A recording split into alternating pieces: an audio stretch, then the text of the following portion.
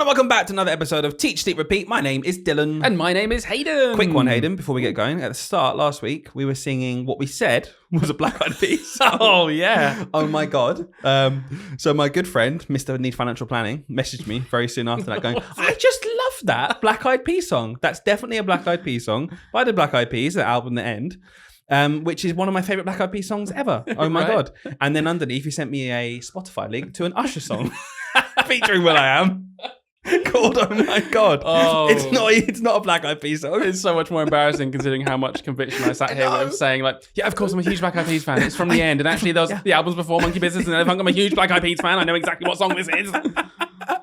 Well, cheers, Need Financial Planning. So who says, Hayden, we don't correct ourselves when we make mistakes? Okay, that's the first time ever in 116 episodes we've made a mistake. Hang on, though. I can feel it bubbling up, though. Oh. I can feel the teacher in me bubbling up. What's that? I made that mistake on purpose, guys, to see if you'd spot it, didn't I? And you did. Well done. Need Financial Planning. You get a gold star, and you're going to miss your break time for undermining me. Hayden, you have been away. Yes. Okay, I'm going to talk about, people might be thinking, what? How have you had last week off? I'm going to talk about the whole structure of our school holidays in a second. But you've been away. How was your week? You went to Centre Parks. I did. I went to the same place that we went last year. This time, much better without you. Okay, it was much better. Oh, how can I make this experience even better than it was? Not going with Dylan. Yeah. Still took your partner and your son. I'm joking. That would be very strange. No, I went to Centre Parks. It was had a really good week. We took the grandparents. First time we've done that. Any parents, any veteran parents out there listening who have done this before, we now know the benefits of going on holiday with the grandparents, because it did give us, the odd bit of time where we could just go and do something ourselves. Where you could go and have your grossly overpaid dinner out at Centre Parks. God, can we right? I'm not going to moan too much about it because no one wants to hear that. The price of the food at Centre Parks is disgusting. I've got to say, that could be the most middle-class sentence I've ever heard anyone say. Okay, I'm going to stop there. The price of my meal out while the grandparents are looking after my children was just extortionate. At Centre Parks. I couldn't believe how much I paid for my poppadom spread. Well, that squashed that, didn't it, Dylan? But yeah, in all honesty, it was really nice. The only thing I want to just laugh about, because obviously, River is my daughter, and Dylan knows her very well. Yes. Because they arrived today after a week of not seeing each other, the children and not me and River. you really? and River. I've not seen each other for a whole week. Yep. But our children haven't seen each other for a whole week, and normally they see each other quite a lot in the week. And River was unbelievably hyper, wasn't she, downstairs? So just cute. running around and around and around, just getting so excited. Well, whilst we were away, you'll be pleased to know that we booked a few things for her. We were like, Josh, she's 1.5 now. We went last year. She's 6 months old. Bit of a potato. Couldn't really do anything yet. There was a little potato class that she could join in on. Put her in a little floaty thing in the pool and be like, oh, look, she's swimming. She's not. She doesn't even know she exists yet. But this time we could book a couple of things. And one of the things we booked was a little scooter group. Right. And it said, for 1 to 3 year olds, we're like, perfect. Scooters. All these kids turn up. About 6 of us turn up. This guy shows us how to use the scooters. All the kids listening. River's like, wants to get away. Because we're on like a badminton court, so she wants to go and look at the net. And spends 0 time on the scooter. She wouldn't go on it. All she wanted to do was run around and around the court, counting all these little air vents. She'd just go up to them and bop it, goes to the next one, bop it. We'd be like, do you want to play on the scooter? Look at all these kids having fun on the scooters. They're scooting around. It looks really fun. Go and bop all the vents around over and over again. Where does she get this from? I don't know. I just can't put my finger on it. I don't know. I think it's from her mum. It must be. It must be from her mum. Or her grandparents, yeah. No, weird obsessive behaviour. Yeah, I don't know. Oh, God. But repetitive. Wanted to do this over and over again. Well, literally, I sat there thinking, we just paid for an expensive meal. We just paid for this expensive class. And she just wants to go around and bop vents. Yeah, where does that rank amongst my dinner out with my grandparents looking after my child at Centre Parks was very expensive to I shelled out all of this for a scooter class with 6 other children. And all she wanted to do was go around the badminton court. The most middle class thing I've ever heard anyone say. Oh, now I can understand why my friends took the mick when I said I was going to Centre Parks. Yeah, of course. I mean, look, it's like the whole thing about when people shop at Waitrose and M&S and things like that. Yeah. It's like, it's so middle class. I'm like, yeah, it's true. It's nice though. It is nice. It was nice. Yeah, it was nice. But yeah, the only reason, again, the reason why we went last year, but not this year. My partner's a teacher, and most schools were back last week, including my partner's school. So my partner was working last week, so why we couldn't come, because our school does this thing where all of the inset days there are 5, for anyone who isn't sure, across the year where you get 5 teacher training days. Mm-hmm. And just to clarify for people, this was introduced in 1988, this idea of the teacher training days, and 5 were added, and it was taken away from teachers' holidays. So before inset days, children had 190 days in school, and after inset days, children still had 190 days in school. But these 5 inset days were added where teachers were expected to come along and do their training. Oh, okay. So yeah, it's a lot of people have this misunderstanding of inset days, and they get quite frustrated at teachers. Classic. Another 5 days Yeah, off. well, maybe we'll talk about that later on with people getting annoyed at teachers without knowing what on earth they're talking about. But yeah, like, inset days might be annoying for parents sometimes. Think, oh, this odd day has got extra childcare. It's actually the same amount of childcare that you had before inset days existed. Anyway, our school, we put all of our inset days together. It's quite common for inset days, one just to be put on the end of a half term, maybe a couple. I know the end of this year, we have a random Monday, Tuesday to finish off. So a lot of schools will finish on that Friday, and those 2 days will be down as inset days. Right. Our school won't do that. We'll have that Monday, Tuesday in school because we take all our 5 and put them in a consolidated week after the half term we've just had. Yep. So we get an extra week off. And I was just going to say, I think that is a much better way of doing it, because the way we make up that time, it's not like we're in school for 5 days straight doing training every day. Obviously, you're in Centre Parks getting your overpriced Indian meal. What we do is we do extra twilight meetings that go on a bit later throughout the year. A lot of our teachers run clubs in school, which again is they're asked to do, but then the payoff is that you get that time back. I think it's a much better way of doing it, personally. I think it's better for parents of children to have that consolidated week where they just know they've got another week of childcare to sort out, rather than sporadic days every now and then. And also, from my point of view, I spent last week nowhere near the whole week. In fact, I did it all in less than a day, getting my reports done. Nice. So from my point of view, I think it's a really nice way of doing things because I'm fully rested, because I've got a couple of weeks where I can do the work I need to do and still have a break. If it was just 1 week, I wouldn't have been able to get all of my work done and properly rested like most and recuperated. teachers. Right, exactly. That's why the last term is so exhausting, because you've got so much to get ready for. My whole point here essentially is that I think it's the right thing to do. I think it's a good way to go about it. And I want to know what you think in terms of, is the payoff better or worse having to work later for a few weeks in the year and earn that time back essentially? Is that stress worth getting the extra week off? Honestly, there's one thing that makes it worth it for me alone. And that's just like all the other points you made are on top of that. For me, it's a cheap holiday. Right. Honestly, like if you think about it, I know everyone's, we'll talk about these TikTok comments later where people, our teacher's so hard done by. Well, do you know what? In terms of going on holiday, yeah, we get loads of holiday off, but it is exclusively the most expensive parts of the year because it's the school holidays. So having an extra week somewhere, and I know other schools do it in different weeks, different like parts of the school year, does just allow families and teachers with families to just have a week where they can go on holiday at a normal price like everybody else does.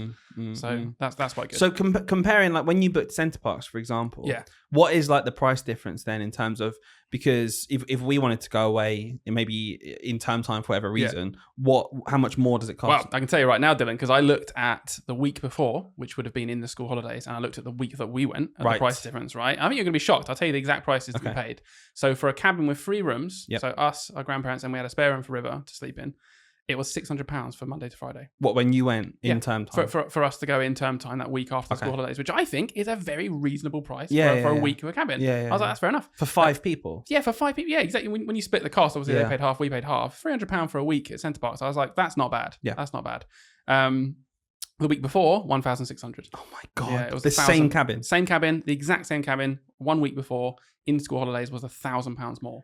How do you... What is there anything we can do about this? Essentially, what's going on? Because obviously it's supply and demand. Yeah, of course. More people want to go. That's the way the system works. It's weird. Everyone becomes a socialist when you want to talk about holidays and stuff in term time. But how do we go about fixing that, or is it just the way it is? I don't know. I don't think we ever will. But in my head, all I can ever think of is there has to be a cap. Surely there's got to be a cap on stuff. You know how we'd have a windfall tax on during COVID when people were taking the mick out of oil prices and stuff. There's got to be a point where it's like, if they can sell me that holiday for £600 and make profit, if they sell it to someone a week before for £1,600, like, are we all just going to be like, yeah, they just get to make £1,000 more profit per family now? Extortion. Just because, like, supply and demand. That's how. Yeah, I know that's how it works. We all know how supply and demand works, but we can also just We could just put hard caps on stuff. Yeah. It's okay. You can't make more than 5,000% profit. There's got to be a limit somewhere that we could just say in the best interest of literally every family ever, because all of their children go to school at the exact same time in term time. Here's the school holiday cap. Yeah, okay, it's a little bit more expensive because the supply and demand is vastly different. There's a lot more people wanting to go on school holidays, obviously. But there is some protection built in. We have protections in all other sorts of financial elements of life. Why can't there be a protection in this company? Yeah, you're not allowed to, you can't charge more than this. We can see your profit margins. You'd be happy charging £600 3 days later. So you can charge up to £1,000 and that's it. Do you think that maybe potentially it's this idea of they're not really making much money in term time and they fill their boots in this half term, which is why it's cheaper. It's better to get people through the door and make some money. Is it realistic? This is what I want to ask you. Is it realistic when people say, let's just, cap it and make sure these companies legally can't have that much money? Is that okay to do? I don't know, because you're probably right. The counter argument is probably going to be that the £600 is too cheap. And the other one's too expensive. And if we did do this sort of thing, then everyone will be paying £1,000. Sure. And the cap maybe goes up to 1,200. And it brings everything up a little bit because perhaps the average across the year, despite there only being, how many weeks holiday a year? 13 weeks holiday? School holidays? Only. But it does leave it's about, I think it's about a quarter, isn't it? It's about a quarter of the year. About a quarter. But it does mean that 3/4 of the year then, like if we do go on the narrative that they're not even making money on this. It's like, well, they're not making money for 3/4 of the year. Yeah, maybe, of course they are. Though. Maybe it averages out because the profit is so vast in those other weeks. I don't know, but it is annoying though, just to think that you can't do that. The same thing happened with the Oasis tour that's happening this year and Beyonce and stuff like that. This whole idea of surge pricing, where basically there was no set price for this stuff. It was just like the algorithm worked out that there's X amount of people trying to buy tickets right now. So it whacked the prices up to an amount of money it thinks would sell. Wow. And then it just basically adjusted as it went to get the most money per person. No way. Based on supply and demand. I didn't know that. Yeah, so there were people who, with the queue for Oasis tickets and stuff was 7 hours. Yeah, so you're waiting. A running joke, so there were people who were waiting and finally got in, and they found out the ticket prices were £600, like 5 times more than they thought they were going to spend on it because of this surge pricing. But once they're in there, waited for 7 hours, they know this is their only opportunity. They won't be able to wait again. They just buy it. Oh my God. And it's this idea of just it's just what the market demands. It's just that we need to spend this much money when we go away, and it's fine. And parents should be really, really shouted at for taking their children out when it comes to school, because why else would they? Because they've just saved £1,000. Yeah. Are you insane? Any parent in their right mind will take their child out of school for a week to enjoy some time together. Why else are we on this planet if not to enjoy some time together with our loved ones? Yeah. If it's going to save me £1,000, which means I can feed my children more adequately for the rest of the year, then I'm going to do it. Yeah. And it's like, but it's just the luxury that people have. You can just not go on holiday. Yeah, of course I can just not go on holiday. I can also work 80 hours a week and never see my kids. What's the point of life if not to try and get these things? Why am I working in the first place if not to go and do nice things with my family? Yeah. Of course I'm going to do that. If it means I take an £80 fine off the school because I've taken my child out of ancient Romans for a week, I'm literally a teacher and I'd love it when my kids go away. I don't care. I'm so far the other side. If it's repeated, if there's an issue there, if there's a mental illness issue with the parents and they struggle to get out of bed in the morning and they're not going to work themselves, that's an issue we can try and tackle. Yeah, that's different. That is an issue that I'm not saying is right or wrong in this situation. Yeah. What I'm saying is 95% of the time, if the children want to go on a holiday one time in the school year for a week, it's fine. Yeah, of course it is. Of course it's absolutely fine.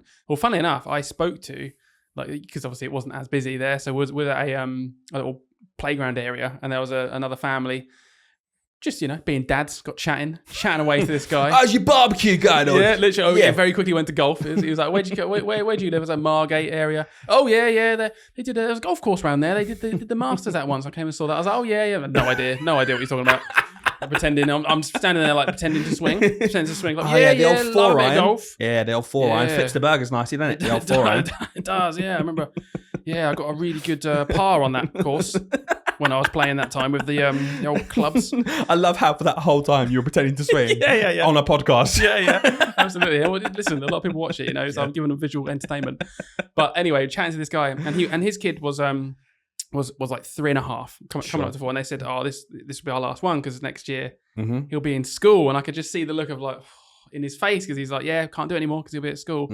I was like, You just could though, couldn't you? Yeah. Yeah. And he said, well, I was like, and I, Yeah. I really shouldn't admit it. I was like, I'm a teacher. I'm telling you right now, it'll be all right for 1 week. Yeah. Yeah. Honestly, if choice is not going on holiday at all, Yeah, exactly. or taking them out for 1 week, take them out for 1 week. Yeah, 100%. Honestly, just whatever. There will be people listening to this right now. Yeah. Right. Genuinely listening to it right now, and they'll be frothing at the mouth, annoyed at you. Fuming. Okay, how can you justify it then to those people who are so angry at the idea that we can take children out of school because it's the most important thing in the world? How, as teachers, can we sit here and justify doing that then, and at the same time say how important school is and how vital it is and how every second counts? Can both exist? Yeah, do you know what? In the same way, if you're a teacher listening to that and you went on strike, and you also think it's terrible that parents take their kids out, just remember that we're okay justifying a couple of days off school when we want to go on strike, and just apply the same logic. Honestly, I don't really want to go. It's just patronising to explain it. It's just think about it. It's really not that bad. It's not patronising though, because it's really important. I think you've made such a good point there that I didn't even think about, because we sit here and I will happily justify people why we went on strike and justify children having fewer lessons that week. Yep. Because the overarching point is that eventually we're fighting for more money for everyone, more funding for the children, better paid profession to keep good teachers in the job. We can see that like kind of wider picture. So when a child wants to go away for 1 week, I'm not even sitting here saying, oh, well, it's culturally enriching to sit in a Benidorm like pool. People are like, that's not culturally enriching. No, it's not. It's just fun. Yeah. It's just enjoyable and it's just nice time with your family. And you're absolutely right. If the choice is either don't go on holiday at all, or go on holiday and term time, you miss a week of school. Goodness me, go on holiday. Like there are people who hate that, and I just disagree with you completely. Don't sacrifice this part of what we live for, which is having these like moments with our children. If you want to go on holiday, it's okay. It is just okay. Yeah, I agree. Yeah, I don't honestly don't have much more to say about it. It's fine. We'll just wait up. It's all right. That'll be all right. Yeah. And we only really get annoyed. I think people only really get annoyed at the fringe examples, at the extreme ones, and I do as well. In all honesty, like I've had kids before in my 10 years of teaching, one more year than you, where they have been on holiday, like honestly, like 3-4 times in the year, term time, to the point where I'm like, you've been on 4 holidays, like it's probably not too much of a price barrier. I don't know. I don't want to judge them too much, but it does start to go into your mind. It's like, maybe the pricing is not such a problem because you have been on 4 holidays this year. They've missed loads, and then they also go on holiday in SATS week or something. And I'm like that. Then it starts to be like, does that really bother annoying. you? But that's the thing. So it bothers me in terms of when I have my teacher hat on, and I'm like thinking data and all this sort of stuff. But then when I sit back and think about the points I just made, I'm like, it doesn't bother me that much. So my overarching point here is you do just need to take a step back sometimes, I think, as a teacher and be like, is it really that important? Are we putting a little bit too much self-importance into this? It's like, really, that holiday was way better than the maths and English lessons you were going to give them that week. I'm sorry, but it just was. And are we just playing that game? I think a lot of people are playing the game of chucking every example into one basket and then saying that we don't care about this whole basket. It's just complete nonsense. There's a bit of nuance, okay? Yeah. We're not saying we don't care about the children who we really struggle to get into school. We're not saying to those children, oh, school's fine. I've just said you can go to Benidorm for a week. That is such a false equivalence and not remotely what we're saying. Just in general, you know, if a child in my class went away to Center Parcs for a week on the end of a half term and came back a week later, do you know what I'd say to them on the Monday when I came back? Hiya, did you have a nice time? Yeah, how was your holiday? Yeah, it was a good. Nice one. Well, we're doing this week. You missed a bit last week. Let's try and catch you up. But if you don't, it's all good. We'll just get you there anyway. We'll be doing it in starters over the next 3 terms and like coming back around to it. Fun. Oh, what's that in the afternoons? You missed that cooking unit. That's all right. I'll just tell your parents what you missed. But whilst you're away, you did a scooter club where you counted the vents around the badminton. Well, that's worth it. You did your counting of the vents around the badminton court. What more could I want? Did them. That's way better than any learning you could have done. Right. Okay. Let's wrap this up. Let's go on. Play the jingle. I've got a little game for us to play. Ooh. And then we're going to talk about, in general, kind of online reaction to teachers and posts that we did about things we get rid of in education and why, and a little bit of a Q&A if we get some time at the end. Nice. All right, Hayden, quick game. Over the, I was going to say years, I guess it is years now, but the previous few weeks and months, etc., people get in touch with us a lot. And do you know how they get in touch with us, Hayden? Please tell me. On our Instagram, at Teach Sleep Repeat Podcast. You can follow us, you can message us, you can do all that good stuff there. And on TikTok, you can follow us as well, at Teach Sleep Repeat Podcast. And a lot of people have emailed in. You're a lot more clued in on the emails now, which is great. I do something now. Doing a little bit of work for the podcast. Then you can email us at teachsleeprepeatpod@gmail.com. Anyway, we get a lot of, how can I put this? I want to say submissions, I guess, where they're like, this happened to me. Isn't this mental? And half the time, people are just saying it because they want to get off their chest. They know it's ridiculous. They just want to talk to someone about it. And the other half the time, they're asking, is there anything I can do in this situation? Yeah. And I would say they've become increasingly bizarre. Okay. So here's what I've done. I've taken a few because I always write them down or keep them in notes. I've got 5 situations here of written in submissions from people. Yep. Some of them are real, actual submissions, and some of them I've made up. Right, here It's we go. your job after me reading them to think about them, discuss them maybe, and then decide if you think that's something that's really been written into us or something that I've created. So I'll be working in probabilities here. You're working in probabilities. Mathematical. Okay, Yes, all right. This exactly sounds fun. that. That sounds good. Okay. And there's a theme here. Right. Toxicity. Of course. Okay, of course, because they're the things we normally get. I wonder why. Anyway, ready? That. Yeah, okay, go on then. First one. Told that all teachers have to run a club every week. And when I put down film club, SLT said that wasn't acceptable because it was, quote, too passive and wouldn't be, quote, and I wouldn't be, quote, busy enough. I mean, I'm going to start with saying that's absolutely real. Because I just know that's happened. I feel like I'm so certain on that one. Is there a leg to stand on for them for that situation? I don't think so. No? Because I don't know. Because if it's part of your directed time calendar, they are your boss and they do have, they can kind of tell you what to do. Isn't that what directed time literally is? What do you mean? That's what I'm saying. Yeah, as in like they can tell you what to do, right? Directed time is directed time. But I just find it weird. I hate it in situations like that where it's like, we're really free at this school. Choose your own club, but don't do that one. Like, okay, well, don't let them choose. Well, it sounds like these aren't even pretending that you can choose your own club. You just got to do one. Yeah. And when you suggested something, they're like, no, not that. It's just how it is. Yeah. Do you think are clubs allowed to be part of directed time? I've heard that they're not.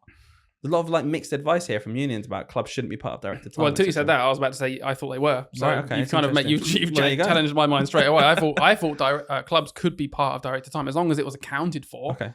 I'm sure some schools make up. Right. I'm sure some academies make up as well. That this school, everyone has to run a club. Do they? Yeah, everyone runs a club. Well, for example, in our school, lots of teachers run clubs, and the payoff is that they get that extra week off. Yeah. So that to me that seems fair enough. Yeah. And it is part of directed time, isn't it? Our school. Yeah, I believe so because it makes up that time. It makes up that time where you're asked to do something, but you get this time back. Yeah. At this other later point. If I'm being completely honest for a minute, right? Even though it's a good payoff at our school, I have always found it a little bit strange, the idea of clubs being like a thing, just purely because the school day is already just so long. Yeah. It's just so long. Like just the idea of anything being, even the staff meeting once a week, which is very common for most schools, being tagged on to the end of one of the school days.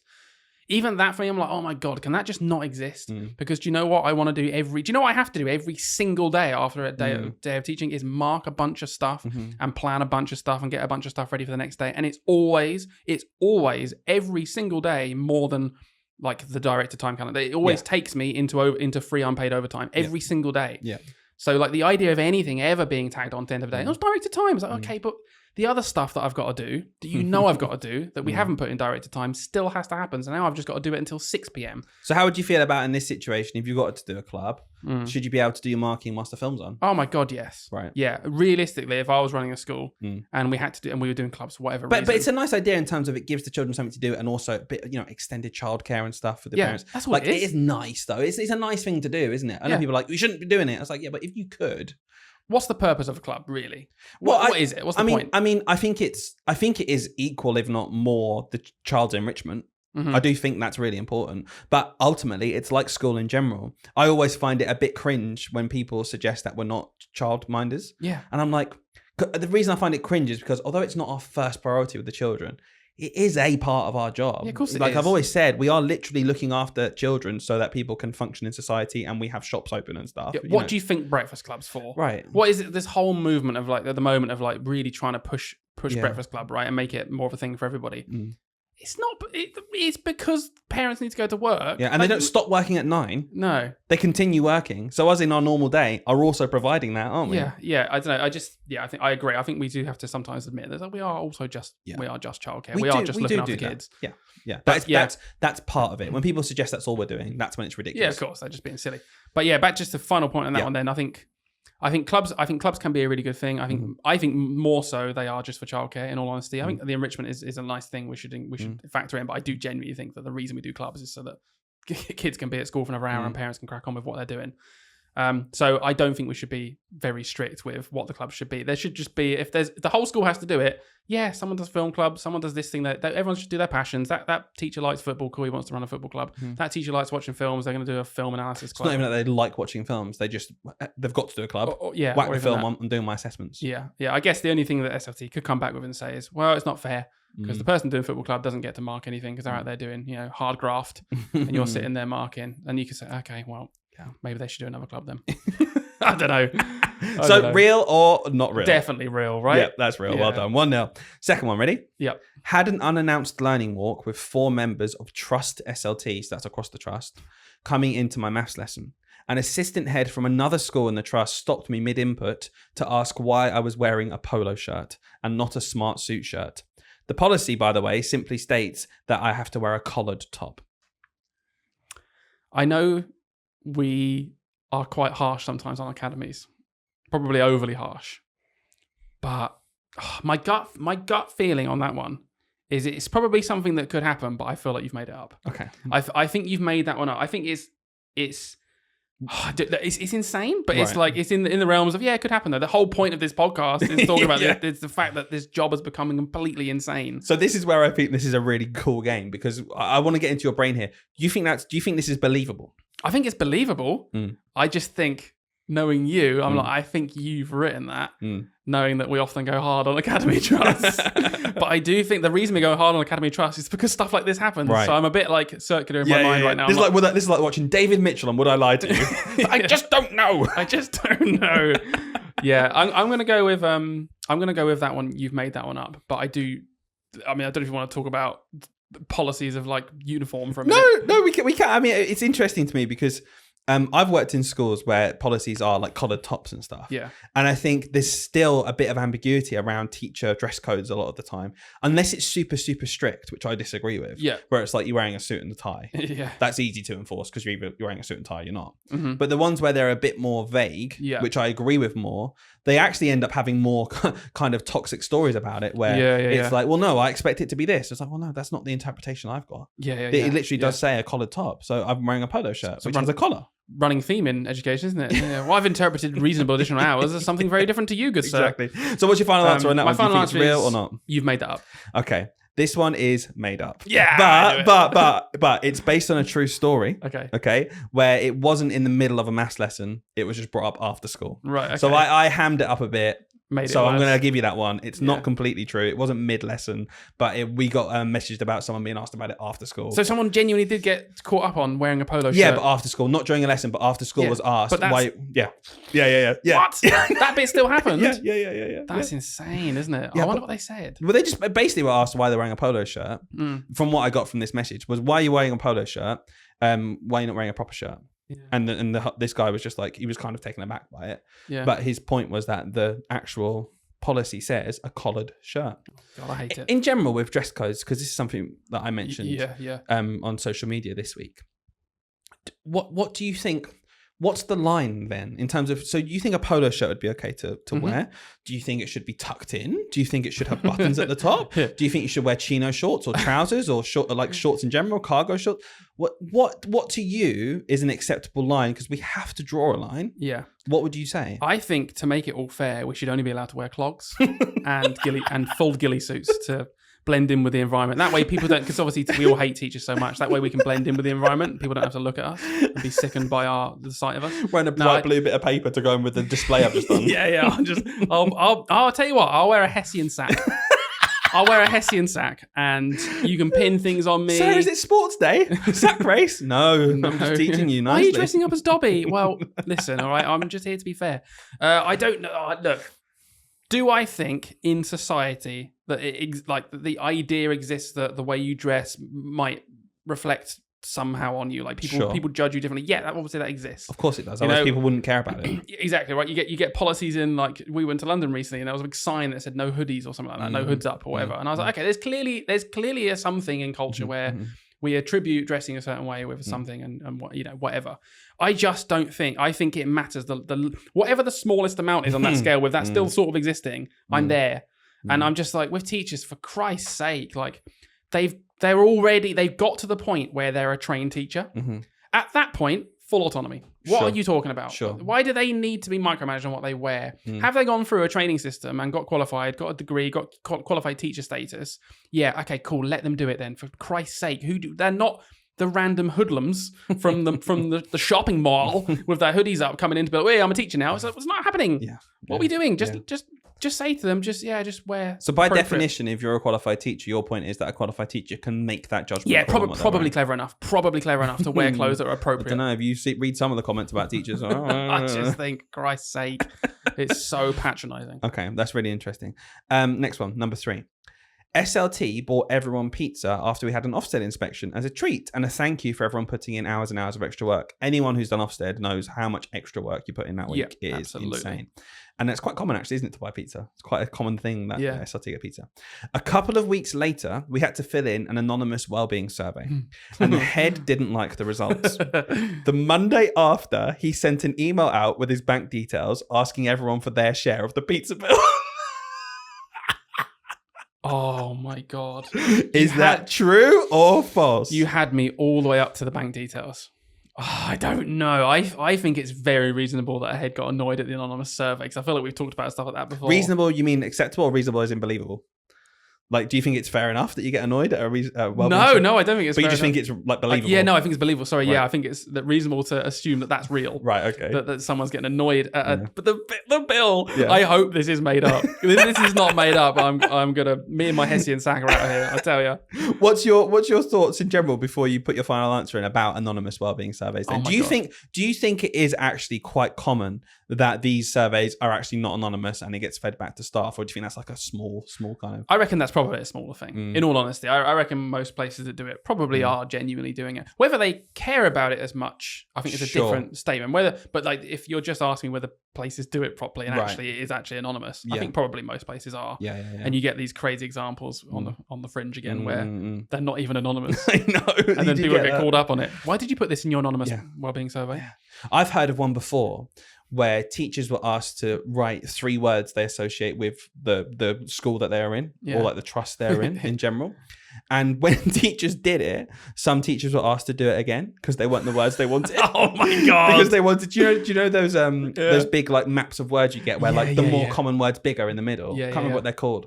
But they wanted to create one of those. And if they were using the words they had, they'd have words on there they didn't want to actually describe the Right. trust or the school itself. So they emailed asking teachers, can you please do it again, but put positive My words God, in. at that point, just make it up. I know. You're already making it up. Yeah, I know. Honestly, that is basically the same analogy of putting post-it notes in kids' work and making them rewrite it. So, do you know what? Just write it for. You might as well just write it for them at this point. Just get your pen, practice their handwriting, do it because you basically are. Just make your silly word art. Right. Do you think that story is true or false? I think false. It is false. Well done. I made it. I'm good at these. Again, you got it right bang on here because I added in the bill thing. I knew but it, I knew it it. was all correct up until then, and then he had a moan about it and said, "I even bought you guys pizza the other week. What more do you want for your well-being?" Are you livid that I'm getting all these right? No. I think it shows our listeners how much you're in my head, basically. Yeah. Because now you've realised that I've made small tweaks to try and trick you. You're probably going to get all of these now. Yeah. But yeah, just on that very quickly, I think the idea of bringing up something you've done to try and justify why well-being is good in your school Yeah. is quite common, but is also insane. Because I think I hear a lot of the time people who are in charge of schools, etc., they define well-being as what they see it as. Yeah. And to me, you can't do that because well-being is different for everyone. So you as a leader buying your staff pizza for doing hours and hours extra in Ofsted, to you might think that's ticked a box and everyone's happy now. Yep. But to the mum who therefore missed their child's bedtime all week, or didn't get to see their kids properly, or had to arrange childcare, or had to extend their nursery day and end up paying more for nursery because they were doing work for Ofsted, and they don't even like pizza, Yeah. right? That's done nothing for them. Yeah. So when they say their well-being's still been here in general, you can't be annoyed at bought you that. pizza, though. Yeah, exactly. It's like you've Yeah. decided what's good for their well-being. Yeah, I believe that's called gaslighting. I Actually. think it So might be actually. when you do yeah. that. It's like, come on, just have a bit more of a mind. Right, a couple more. Ready? Next one. Yeah. I requested to my head to move to the upper pay scale at the end of the school year, ready for the next academic year. So it was around this time, I assume, Yeah. when this person was doing this. She said, of course. I asked what forms I needed to complete, and she said, just put it into an email to me, which I did. Fast forward to November, the first pay packet where raises are usually seen. I noticed I was still on the main pay scale. I went to my head to clarify what has happened and when I'd be put up to UPS. She said that unfortunately I'd missed the deadline to submit my application. I mentioned how I'd put it into an email exactly as she'd said, and she replied that that wasn't enough as the school needed an official application using specific documents. Okay, firstly, that's too long. You would have lost attention writing that, so that's real. You don't have the attention span to write something like that. Secondly, just even if I didn't think that about you, I absolutely think that's believable. That sounds exactly like the kind of thing that happens. That sounds exactly like the kind of thing that we do this podcast for, to talk about stuff like that, to call that stuff out so that people can be like, oh, it's not just me then in my own school, and there is something you can do about it. You can, you can stick up to it. So in this situation, do you think it matters whether or not the head's being malicious or not? Because there's a situation, there's a reality in here in this story where the head's being malicious, and the head said, "Oh yeah, just put an email," and then they've ignored it and known they can get away with it. There's an alternate reality where the same thing happened. The head's just maybe a bit forgetful and just I didn't realize this. Then the deadline did pass, and the head's like, "Oh, I'm sorry, the deadline's passed. The governors won't allow it anymore. Sorry, like no, you can't do it. You need to do it this way." Do you think it even matters? What if they've been malicious or not? Yeah, do you think that matters or not ultimately? Not really, because the outcome's the same, right? Right. So this person, I think either way, they lied. Yeah. They should have stuck to their word. Put it in an email. Like, sorry, unless you're writing the English SATs mark scheme, most people, have got basic levels of inference skills, right? And would be like, someone saying, put it into an email for me, means I'll get that done. Right. Yeah. So some specifically said, are there any forms I need to do? Yeah. And they said, no, just put it in an email and I'll get it sorted. Yeah, nah. They should have mentioned it at the time. Yeah, you're a head teacher. Come on, you got to know your own deadlines. What's your thought on going to UPS in general? Because there's a lot of hoops people need to like this, for example. Yeah, it's not the easiest thing in the world to do, is it? And is that okay? Should it be hard to do, or should we have to have evidence to do it? Or right. What's your opinion? Firstly, for those non-teachers out there, we have two pay scales. The main pay scale, there's 6 points on it. The idea is you go up 1 point each year. 6 years in, you're at the top of the main pay scale. But you can then pass through the threshold into the upper pay scale, which is just a further 3 points that basically just goes up in the same way. Or, realistically, it's just 9 points, right? But we have to go through hoops, like Dylan said. I absolutely don't think we should be going through hoops. I tell you what, just speaking of politics for a second, I think if Labour want a quick win, a really, really easy win to get on the side of teachers, just get rid of it and just make it 9 points. Honestly, that's such an easy thing. Most people just go through it anyway. Yep. Get rid of the paperwork, for Christ's sake. You don't get to 6 years in and then your level of experience stops increasing in the same tangible way. Like, it doesn't make any sense. Yeah. It's like, oh, now you have to go through these hoops. Why didn't I have to do that from 0.5 to 0.6? Sure. Oh, well, you were just naturally more experienced there. But from year 6 to year 7. How can we trust that? There's just a weird block that happens in all teachers everywhere in the country. Yeah. Just get rid of it. I don't think it's a worthwhile system. It's so inconsistent as well. That's what I don't like about it. And what I hate about a system that relies on, look, again, people say, oh, boo-hoo, get into the real world. You've got to put yourself out there for raises and stuff. That's what happens in private sector. That is true. Yeah. That is completely true. But it still does just irk me. And I'm allowed to be annoyed by something where the passive, almost kindly, think of mums in this situation, usually, who you can think of the lovely types right now who don't want to cause a fuss, just want to get on and do a really good job. They're the ones who are more likely to be like, oh, I'll just put it off. Oh, I don't want to cause a problem for anyone. Oh, it's 7 forms to do. Do you know what? I'll just stick to M6. Like, no, you're worth. You should be getting paid more. Yeah. And this system allows those people just to sit on the pay scale at that M6, which is the top of the main pay scale, be underpaid for years and years. They accrue more experience just because, it's just a bit of a fuss. They've got to apply for it. Oh, okay, well. Yeah, brilliant. Yeah. I don't think we should compare it to the private system. No, exactly. Because it's like you said, teaching is filled, basically, and I am being stereotypical here, but it's filled with lots of mums. Yeah. Honestly. Yeah, no, you're right. Like they're not in the cutthroat business world where you're putting together a spreadsheet to justify your next pay rise, which is $8,000. Yeah. Like, and you're already on 80. Yeah, it's a $1 or $2 pay rise. It barely goes up with inflation. In fact, it hasn't gone up with inflation really over the last 20 years. If you look at it, no, it's not. Like just give. And also, just to solidify what you're saying, we're talking about people high up in the corporate world, like arguing for their jobs and moving around and stuff. Even just stripping it back to the private sector with people on much the same pay or even worse pay sometimes. Me arguing for the rights of someone to go through a pay scale without having to jump through hoops and justify it and have this kind of cutthroat attitude of why I'm so great is not me saying also that people in the private sector don't deserve anything. No. It's this whole idea of like, you can't make assumptions. You can't, just because we're talking about something we're passionate about and involved in, doesn't mean suddenly that, oh my gosh, everything else is obviously awful. But the internet is vile for that though, isn't it? It's the internet is vile. Like, do you know what? What about this? A good example of that the other day. I follow ICT of Mr. P. He's been on the podcast a couple of times, Lee. He makes really good content, and he made an Instagram reel recently about a positive thing. It was a really short one. He just said, "Oh, nice thing from Labour. This new policy is going to push like 500,000 more children into being eligible for free school meals. Yeah, and it was just a really short one. He was like, "Yeah, it's just a little win. Let's just be positive for a second. This children is a nice eating thing. food. Yeah, children That's eating not food. controversial, is it? Not controversial. He was like, objectively, this is a good thing. 500,000 more children. Whatever. That's more than zero. So cool. Thanks, Labour." Every single, I read it, I caught it quite early, so there's only about 6 or 7 comments. Every single comment, first or 6 or 7, were all like, yeah, but what about this? Yeah, but not this though, is it? Oh, no one's thought of these people though. Oh, how about the quality of the school meals? So we really want to be giving that to 500,000 more children? And I was like, oh my God, I closed the app and I was like, I just can't deal with it. What is wrong with people? Yeah, because your point being, even if these people have a point, Which they do. Don't get me wrong. I see a lot of school dinners and I think, what are we feeding our children? That has a point. Okay, that's fine.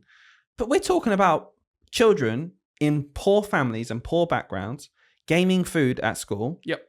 That is a good thing. That they didn't have before. Exactly. Like, obviously you're on social media. You do all of our social media stuff.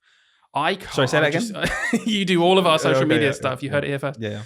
And I don't know how you deal with it. We're going to talk about TikTok a bit. We've teased it a few times in the pod. But anyway, I forgot the whole point. True or is this true or false? What was the thing? We got to do something completely different about wanting to go through UPS and being told just put it in an email. Oh Oh, it's past the deadline. I can't do anything now. That was true, right? It was true. Of course it was. Yeah. You saying true in 10 seconds. I was like, all right. For God's sake, I'm going to get 5 out of 5 here. I'm really trying to push like the whole tension. It's like true. It's like, okay, let's talk about UPS for a bit. What's that? You made a game. I'll ruin it. Right, last one. Go on. My leadership team are. Have you got everyone right so far? Yeah, 4 out of 4. For God's of course sake. I have. My leadership team. I might just change what this is just based on what you say. Okay, it's made up then. What are you talking about? It's a rubbish game. What an idiot. Right, here we go. My leadership team asked each teacher if they knew of someone or anyone in the school who had used AI to help write their reports. They had decided we weren't allowed to do it, but had no way of actually figuring out who had and who hadn't. A colleague of mine decided to tell them that I had used AI. Brackets, which is correct. I did. Close brackets. So they asked me to rewrite them all. I refused, obviously, unless given time out of class to do it, thinking they won't do that and I'll just keep these reports I've written. They literally booked me time out of class to rewrite all of my reports, despite them being already done and there, just because they were so against the use of AI. Oh, okay, that's a hard one.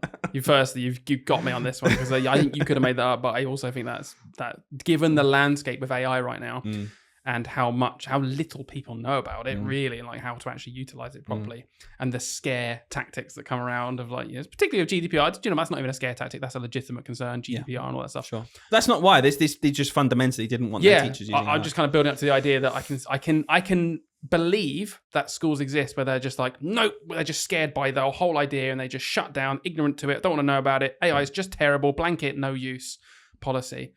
I think that's true. That's a hard one, isn't it? Because if I got told that I had to rewrite my reports, my reaction would be exactly the same.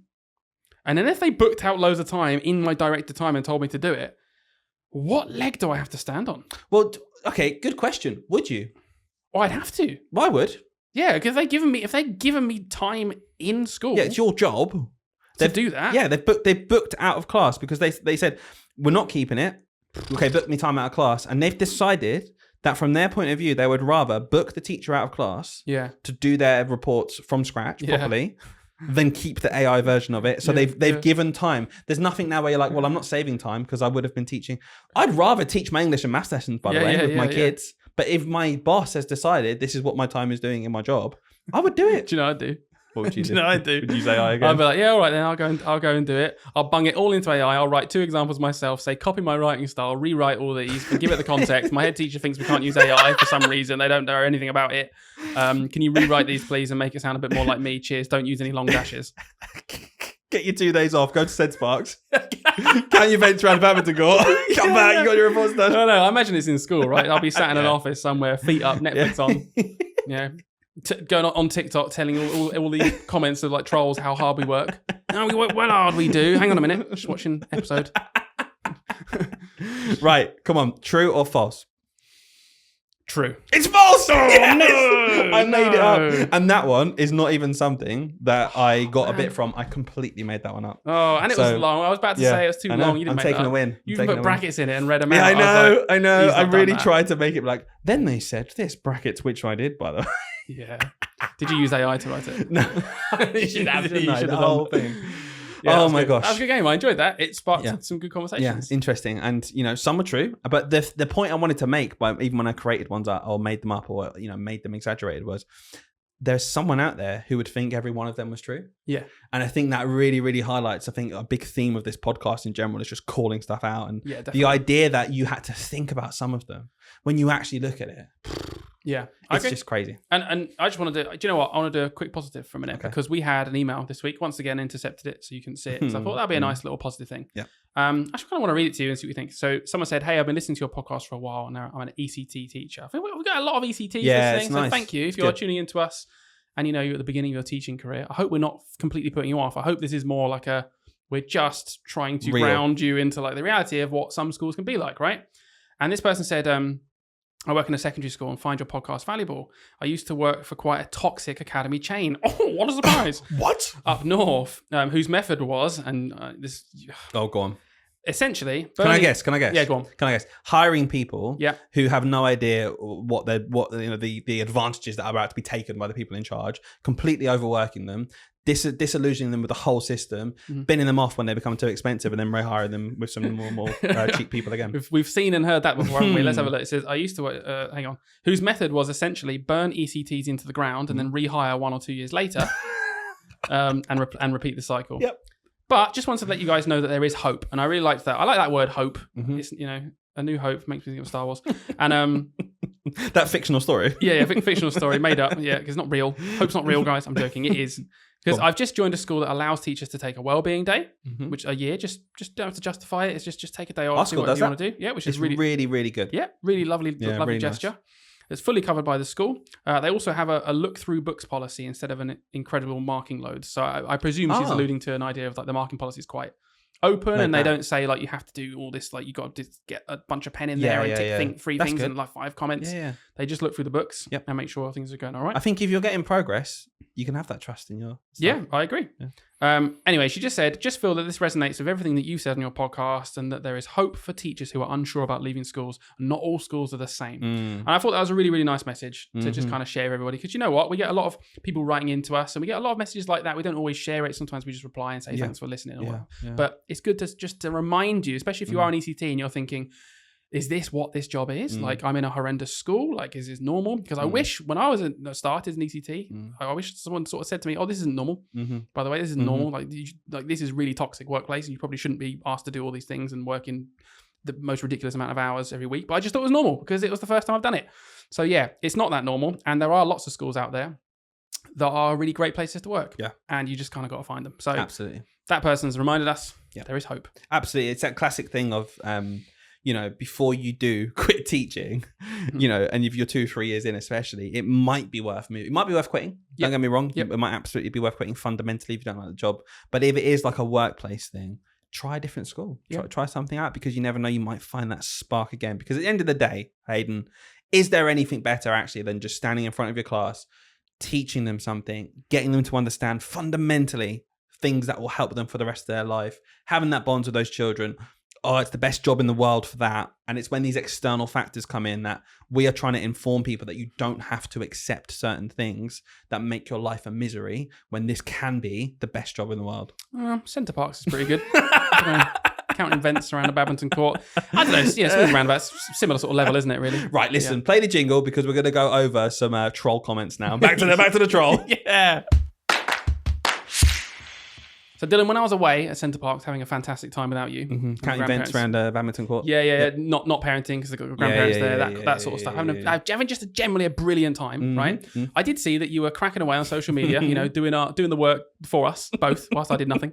And one of the posts you put up was quite controversial. It got a lot of comments. I say controversial. Yeah, I didn't think it would be controversial. Should be controversial. So can you tell us a bit about this post you did? Because it was all about things that you would change straight away, right, in education. Yeah. So I called it this: things I would bin off from education immediately if given the chance. Right. And the point was, a lot of times in our episode we said, get in the bin. Yeah, this whole thing. Bin it off. One of my favorite comments, just I would say right now, was quote bin off, end quote, FFS. Like a teacher can't say bin off. What? Do you know what you can do? Get in the bin. Yeah. So I said things I would bin off from education immediately. And I'll just give you a quick taster. I mean, you can go to our TikTok, our Instagram. I've already told you to handle Teach, Sleep, Repeat podcast and have a look into what I said. I did a couple of posts in the end. So 10 things I would change. And there were things like, extra smart dress codes. Yeah. Extra smart dress codes. Like wearing a proper suit. I just don't need to do that. Can you give me, because I can't remember them. Can you give me your first 5 from that? Yeah. So extra smart dress codes was the first one. Ofsted. I'd say I'd been Ofsted. And I said explicitly in the post, not because I don't think schools should be held accountable. I absolutely believe we should. Yeah. I think there should be a different body in place which focuses much more on not just judging, but also supporting schools and helping them through. Because if they are deemed to be bad schools, that's great. It shouldn't end there, though. We need to make all schools good for our children. I agree. That was my point. The reasonable additional hours part of the contract, which we've talked about a million times in this podcast, how it's incredibly vague, how it forces some teachers who are less confident in saying no to do loads of extra work. Academy trust freedoms in general. I think that they can be good and they're portrayed as good by the people who like them and benefit from them. We go, oh yeah, we can pay our staff what we want. What usually happens to in my opinion, is that staff are paid less because of it. We've literally been in schools where that's the case, where staff are expected to do more because they don't have to abide by directed hours. And we create this upper class of management who kind of suck money out of the system because they push pencils and go around schools and act important. I think it's a flawed system fundamentally, and those freedoms don't help. I think all schools should have to abide by the pay scale in particular, so teachers are getting what they deserve. And attendance awards. I mentioned about attendance awards. We've done a whole episode, I think, about attendance awards. I think they're papering over the cracks. I think there are children with chronic illnesses or children who have to go into hospital, children who have appendicitis, and suddenly they can't go to Alton Towers. I think it's insane. I think we really over-egg the actual awards we get for attending school, in which case, because we do that, it means the children who can't help being off school and who should be off school because for their health and safety and the health and safety of other children are punished for doing that. And I think it's fundamentally wrong and incorrect. And that's my 5. So really good points. Not really that controversial. I think maybe the Academy Trust one could be a bit controversial. Potentially, I think a lot of people have retorted back to us in the past and be like, actually, do you know what? I've worked at really good academies. So, and I think sometimes we're a bit unfair towards them. So I think maybe that's a bit controversial. Didn't see any of that in the comments though. The comments I saw, I was actually cracking up. I was sat there, probably in a swimming pool. No, I wasn't. But by the way, this post, just so everyone knows, got about 1,500 comments. Not likes and things, comments. 1,500 different comments. I've certainly not read all the comments. No, I certainly haven't. Well, I sat there scrolling through quite a lot because it really tickled me. Because I'm sorry, very quickly, I asked at the end, anything you'd add to this? I say, is there anything you'd get? Because I really wanted to know what people would say. And also I thought, people will definitely have something to say about education. And I don't necessarily agree with all of them or disagree. It was just interesting. It was inviting trolls though, wasn't it? A little Anything bit. You'd add to this list? Any troll ever, or anyone who doesn't like teachers, which is basically everyone outside of teaching apparently. It's the loudest people, that's for sure. Yeah, for sure. To be fair, there was a lot of profile pictures of Nigel Farage and them commenting on it. I don't know what there's a correlation there, but anyway. So I've actually put together 5 of the comments, my favorite comments. Okay, all right. All of them are troll comments. So you're not going to get anything nice from this. No, but I knew you did this, but I don't know what you've chosen. So I'm really excited. These ones just made me laugh the most. Basically, all got a lot of interaction that just cracked me up. So the first one was, these were all people responding to anything you'd add to the list. First one, get rid of arrogant teachers who think they're above Ofsted.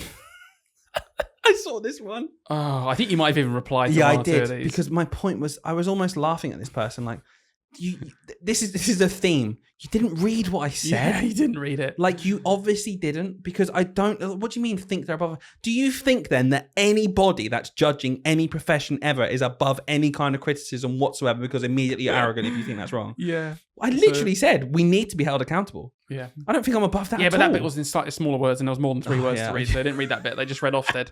So the next one, that cracked me up. That got me going, got me scrolling. This person, by the way, spelled Ofsted wrong, which just adds to it, doesn't it? Yeah, just adds to it. Yeah. Second one, this one's just funny because it's personal to you. Those 16 weeks holiday you get, Mr. Beardy. I replied to this one. I said, what a strange comment. That's all I said. Two things with this, right? Why every single time that annoyed people online want to mention the fact teachers get loads of holiday, do they never, ever, ever say the actual amount of holiday we get? I know. Like, even when they're trying to be realistic. So I see some silly comments saying the 1,500 weeks off you get a year. It's like, okay, you're just exaggerating for effect. But when they say 16, they mean 16. It's like, that's just 3 weeks off. Like, I don't get me wrong, 13 weeks holiday a year is really nice. Yeah, okay, it is a pro to teaching. Yep, absolutely right. And we can. This isn't a post about the good things about teaching. I'm saying what I would change. Yeah. But anyway, they always get it wrong. Like, the 15 weeks off, the 18 weeks off, the 16. This is just wrong. Firstly, so you are just wrong. Yeah. And then Mr. Beard, like saying Mr. Beardy is adding anything to this point. That kind of made me think that he was probably just being a bit silly. Like, maybe. Mr. Beardy made me think he probably just like your mate down the pub might say that to you. And you would know that they're just trying to just trigger you, but just being funny. So just like, it's a bit of a strange comment, but okay. Yeah. So that cracked me up. But yeah, again, like the obsession with holiday. Yeah. It's like, do you know what? Life is a race to the bottom. It just is. Our culture, maybe it's different in other countries, but British culture is the most overbearingly depressing race to the bottom. Stiff upper lip. Ever. Oh my God. It just has to be who has it worse. Yeah. It's all we care about as a culture. Yeah, but I got it worse though. No one listens to each other. No one cares about anyone else. It's just I'm just waiting. I'm listening to. Oh no, I've got it worse now. I've actually got it worse than that. Yeah. That thing you just said there, I've actually got it worse than you. Did you know that? Because it's about me now. It's about me. I got it worse than you actually. For Christ's sake, like, do you know what?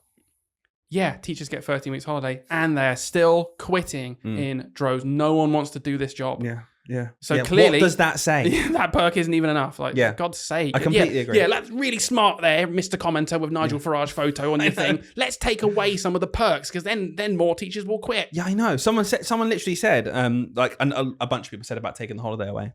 And I replied to one of them saying, why would I want that? Yeah. This is a post about things I would change tomorrow. Why would I want less holiday? That's such a ridiculous thing to suggest. And also the fact that I said to this person, cool, if you want to do that, let's have a discussion. But like with any job ever, and he made the point of saying in the private sector, it's only 4 weeks off.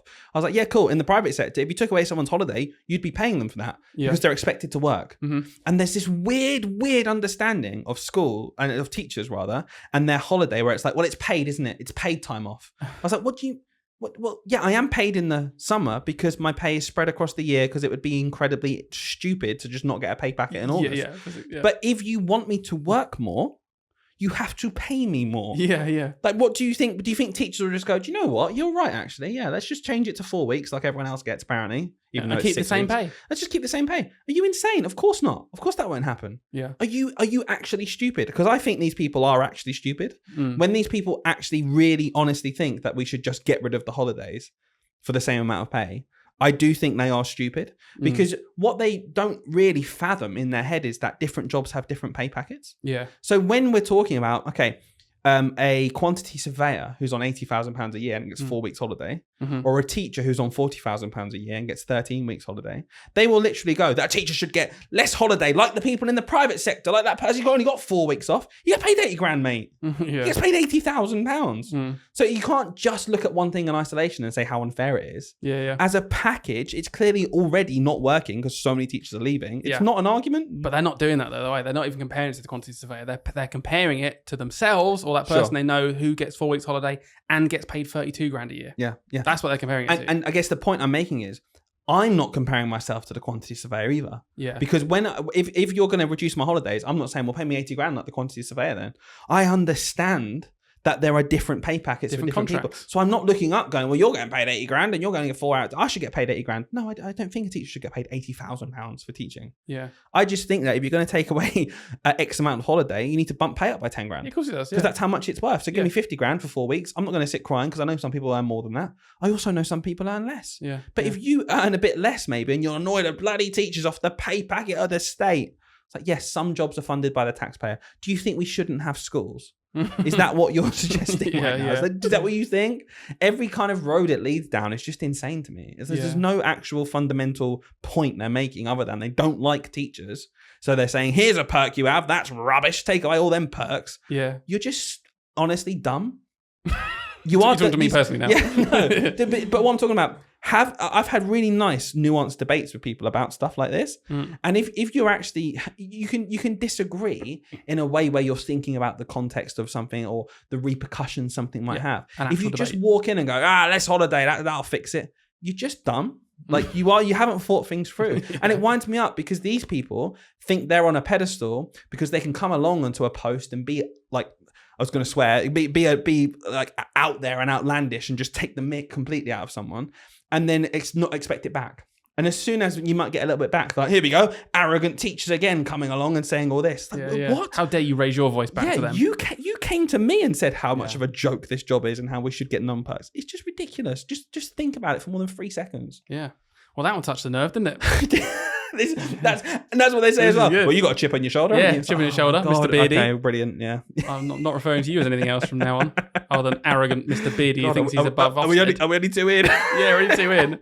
One more point on the holiday, and I'll move on to the next one. It's just I always find it funny as well, as if the holiday is designed for teachers. It always makes me laugh because I'm like, ultimately, it's so the kids aren't at school for so much of the year because they're kids. They're kids.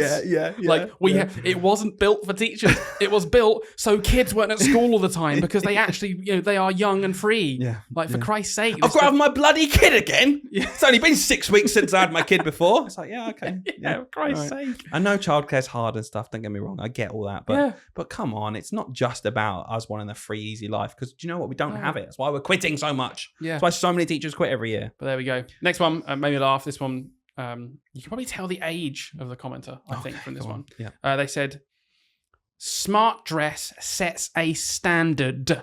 And if you don't want to do that, then maybe you're not cut out for teaching or something like that. Yeah. Insane. Because, does it? Again, you're not reading the post.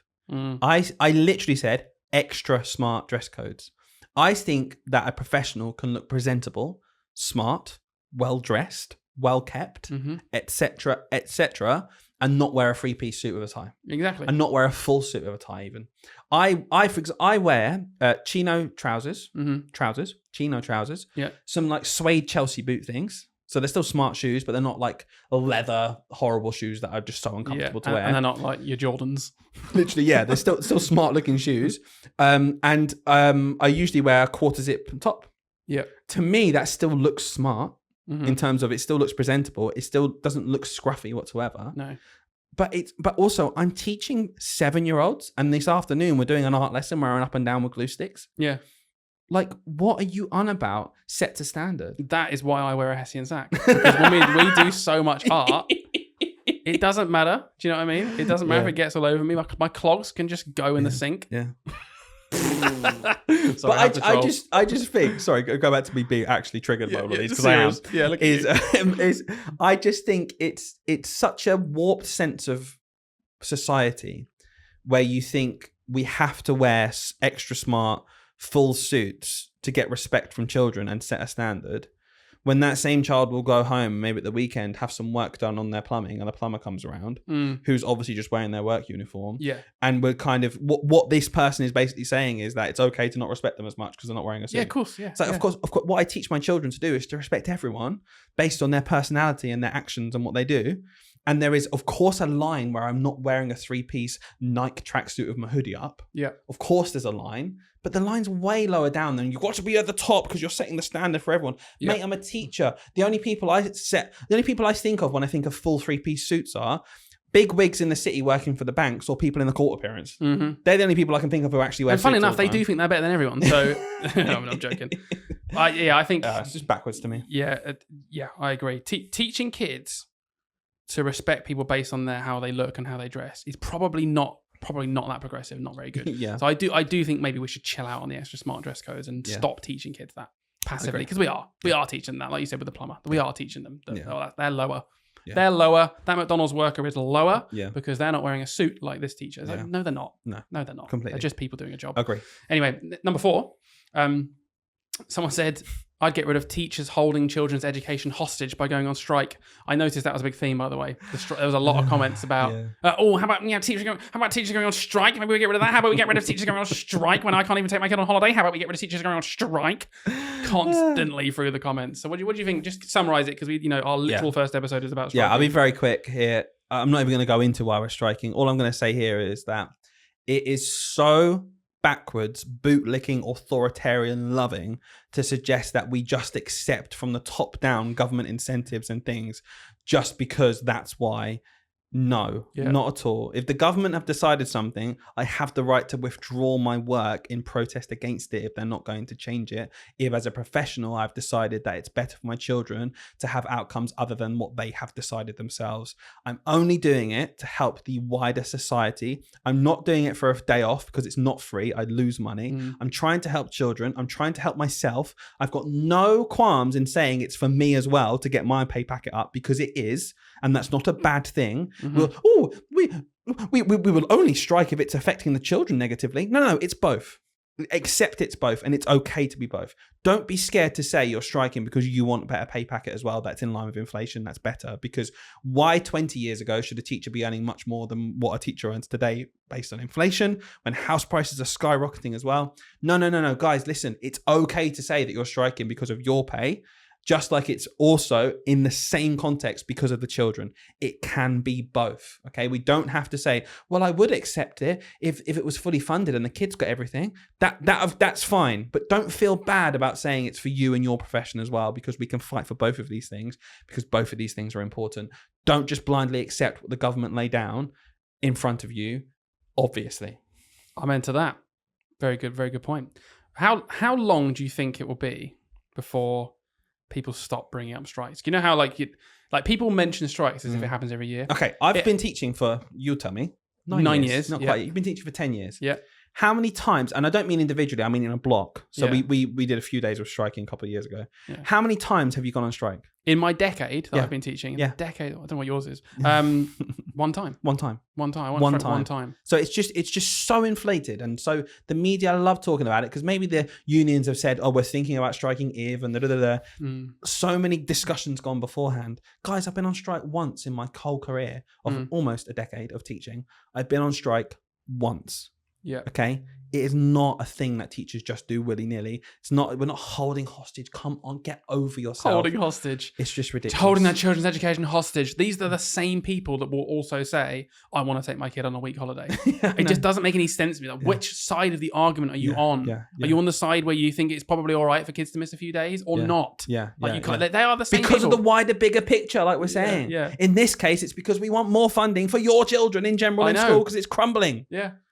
Oh, it's just insane. Anyway, right, last one. Go on. Last one, because you're getting really vexed by this. We have to go and calm down after this. I think I'm taking a little chill pill outside. Thank you very much. Last one said, I'd get rid of teachers who have never worked but think they're hard done by. I think okay. Here we go. Everyone get ready. No. Okay. Bubbling. Mr. Beardy is getting angry. Okay. The biggest problem with this, there's 17 problems with this. The biggest problem with this is the idea from so many people out there that teaching isn't work. Yeah. Like I'd get rid of teachers who have never worked but think they're hard done by. Yeah. As if there's a real world out there of work where we actually do work, not like your little bubble of education. We get our hands dirty out here. Yeah, what I do is I got some cogs and I put it on a thing and I get I'm just have physical work. Guys, there's lots of different types of work. I am not, and despite what I've just said, I am not demeaning any type of work. There is always going to be some work that's physically demanding. There's always going to be some work which is a matter of life and death. There's always going to be some work, like teaching, which is still physical to more than people think it is, but also a lot more to do with your mental side and your aptitude and your teaching, your pedagogy, etc. like that. That's how society works. Do you want everyone to be doing all of the jobs all of the time? Is that what you want? Yeah. Because that's just nonsense. That's not how it works. I've got a specialism in teaching. It's ridiculous. It's work. Of course, it's work. Yeah, it's so patronising. I'm pretty sure this person had a profile picture of like Jeff Bezos or something like that. so you can tell how well they thought about what Jeff work Bezos is. really works. Yeah, he really works hard. Yeah, he does. yeah, Right, he's earned what he's got. Yeah. You just know what generation. He's worked hard to get to the top. It's like what and scrape off billions from all the working class. Has he? Yeah, and his workers who work in the warehouse for their whole career don't work hard enough. Yeah, no, absolutely. You mean if they just worked harder, we'd have Amazon too. Yeah, if they were just given $1 million to start that business in their garage by their parents, they would be all right. Honestly, it would just be fine if you just work harder. These bloody teachers don't know hard work if I hit them in the face. Honestly. And with that, right, I think we need to end this episode. We need to wrap it up. We're getting on. I think I did really well to hold back my replies. I don't. Oh, wait, on social media, you were quite good because I know the real you is this what you're doing right now, and I know that you'd be fuming reading these things. And most of your replies are quite. I try not to reply, and if I did reply, I try to just be like, "Are you all right?" Like, stuff like that. Yeah, anyway, definitely. Let's finish up this episode here. Guys, I hope you have a great week after all of that.